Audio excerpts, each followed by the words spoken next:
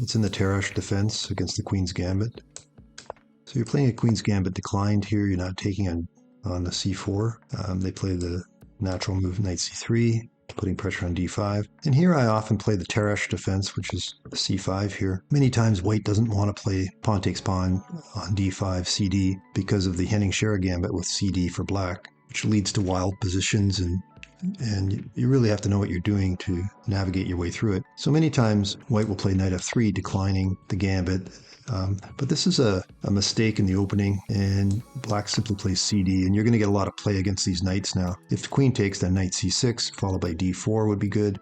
But here, knight d4, now e5. Now the best move is knight db5, but it's quite complex, leads to relatively equal play, but black has the initiative. I've had some players play for a gambit. They play knight f3, and now you play d4, and they think they're getting you in a trap, so they play knight takes e5, and their idea is, if I take their knight on c3, they take my queen, check, king takes d8, knight f7, and then knight h8, winning the rook. However, what you play is f6, and now you've got two knights under attack, so one of them must fall.